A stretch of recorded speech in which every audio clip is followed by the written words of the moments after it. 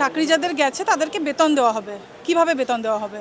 এটা কি কোনো গণতান্ত্রিক প্রসেস? এটা কি কোনো প্রশাসনিক কোনো নিয়োগ? মানে এটা কি রকম নিয়োগ? মানে যারা টাকা দিয়ে চাকরি পেয়েছে এবং যারা দুর্নীতিগ্রস্ত ছাত্রছাত্রী, মানে টেন্টের আনটেন্টের তো পার্থক্য করা যায়নি, তাহলে তাদেরকে কিভাবে মাননীয় চাকরি দেবেন? মানে চুরি করার জন্য কোনো রিওয়ার্ড সিস্টেম আছে তাহলে এই গণতন্ত্রে বলা যায়, মানে মাননীয় গণতন্ত্র এই সরকারে, তাই তো? যোগ্য অযোগ্যের সমস্যার জন্যই তো আমাদের মাননীয় বিচারপতি মহাশয় শ্রী সঞ্জীব খান্না স্যার কিন্তু বলেছিলেন যে ডাল মে কুছ নেহি, ডাল পুরা হি কালা হ্যায়। তার কারণ টেন্টেড এবং আনটেন্টেডটার জন্যই কিন্তু বারবার উনি অ্যাফিডেভিট ড্র করতে বলেছেন এবং স্টেটের কাছে অ্যাফিডেভিটটা ক্লেম করেছেন। আজকে একটা ওয়েমার শিট থেকে শুরু করে A to Z ডেটা, সেটা তো অবশ্যই অনলাইন কপি রাজ্যের কাছে থাকা উচিত। রাজ্য কেন দিতে পারলো না? পুরো প্যানেল বাতিল করতে কোর্টকে বাধ্য করা হয়েছে। কে বাধ্য করেছে?